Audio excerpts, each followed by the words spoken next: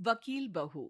जनक पेशे से एक बहुत अच्छी वकील थी, लेकिन कहते हैं ना, बहू कितनी भी बड़ी तोप क्यों ना हो, सास के सामने तो भीगी बिल्ली ही होती है। अरे जनक, क्या बात है। आज रोटी नहीं मिली अभी तक।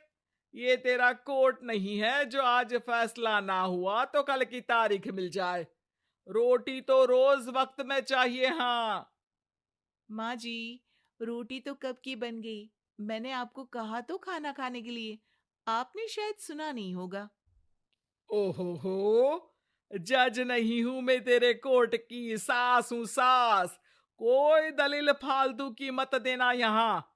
बहुत जानती हूं मैं इन वकीलों को। अपनी बात ऊपर रखने के लिए झूठ बोलने में जरा भी नहीं सोचते। तभी वहां जनक के ससुर आ जाते हैं। अरे भाग्यवान, क्यों बेचारी के काम को कोसती रहती है हमेशा। मैं भी तो था वहां जब ये आई थी तुझे रोटी खाने को बुलाने के लिए। सास को तो अब गुस्सा आ जाता है कि कैसे किसी ने बहू की साइड ले ली। अरे वाह जी वाह। वो तो मैं जानती थी कि कोई ना कोई गवाह तो ये पेश कर ही देगी। पर मैं तो अब सीधा खाना खाकर सोने जाऊंगी। मुझे आदत नहीं है किसी से बहसा बहसी करने की। पता नहीं कैसे ये वकील इतना दिमाग लगाकर खुद तो झूठ बोलते ही हैं, साथ में झूठे गवाह भी ले आते हैं। जनक को सास के ताने सुनने की अब आदत सी पड़ जाती है। एक दिन जनक वकील की ड्रेस पर काला कोट पहनकर कोर्ट के लिए निकल ही रही होती है कि अरे कहाँ चली काला कौवा बनकर। टोक दिया ना। अब कोर्ट तो वकील वाली ड्रेस पहनकर ही जाऊंगी ना। वाह भाई वाह, दामिनी तो मैंने भी देखी है।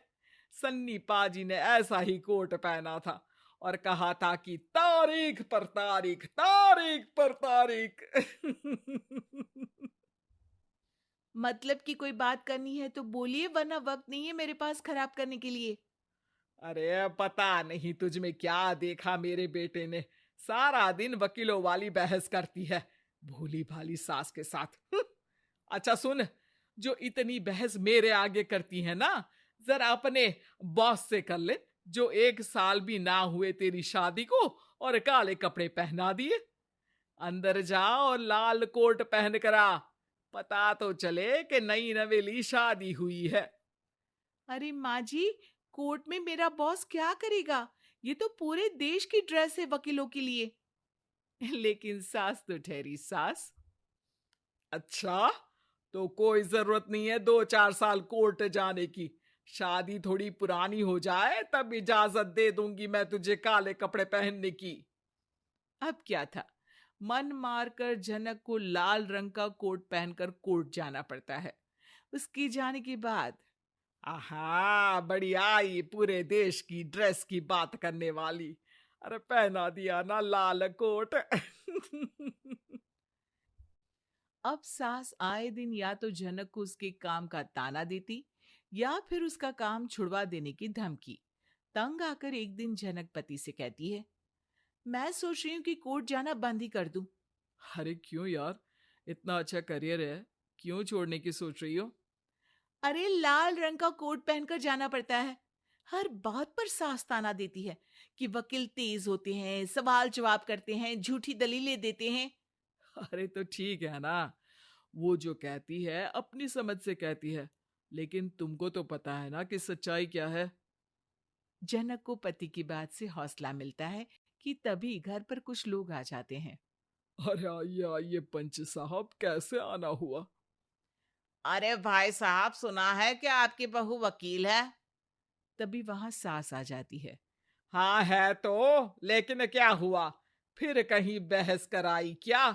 अरे हम तो खुद दुखी है उसके व्यवहार से। अरे भाभी जी, आपको तो पूरा मोहल्ला जानता है कि आप कितना बोलती है।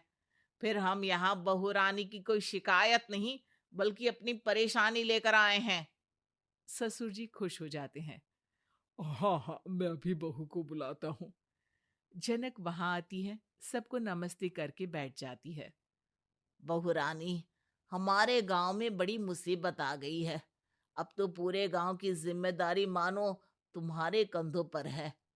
अरे ना ना, इससे तो घर की जिम्मेदारी पूरी नहीं होती। ये गांव की जिम्मेदारी क्या लेगी? भाभी जी, आप चुप हो जाओ। यहाँ पढ़े लिखे लोगों की बात हो रही है। आप जाओ, जरा रसोई से सबके लिए चाय लेकर आओ। मैं कॉफी लूंगी। हाँ हाँ, वकील साहिबा के लिए कॉफी। सास सर पैर सब पटक कर वहां से निकल जाती है।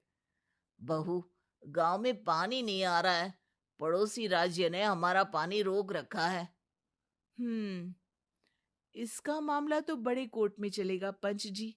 लेकिन ऐसा क्यों? वो राज्य हम लोगों से पानी के पैसे मांग रहा है। अब आधे गांव में पानी की सप्लाई खत्म हो गई है बहुरानी। अच्छा पंच साहब, बात गांव की है तो मैं जरूर केस लड़ूंगी। यहाँ एक बार फिर सास की एंट्री हो जाती है।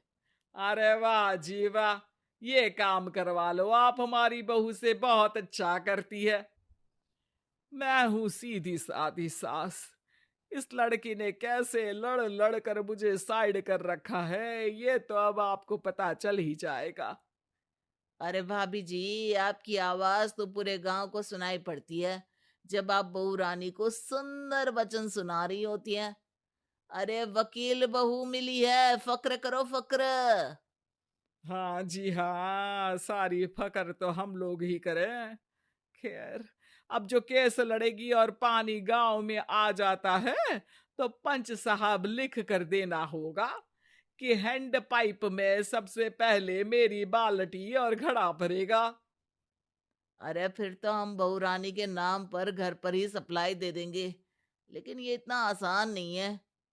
बहू, गांव के पास अभी वकील करने की भी पैसे नहीं है तो। अरे पंच साहब, ये मेरे गांव का मामला है। मैं आपसे एक भी पैसा नहीं लूंगी। सास को बहू की बात पर गुस्सा आ जाता है, लेकिन सबके जाने के बाद झनक मन लगाकर गांव की परेशानियों को दूर करने में लग जाती है। और वो दिन भी आता है कि झनक केस जीत जाती है। अरे आज तो प्लम्बर आकर घर तक पाइप लगा गया है। खुश हो जाओ, मेरे कारण तुम लोगों को घर के अंदर ही पानी मिल जाएगा।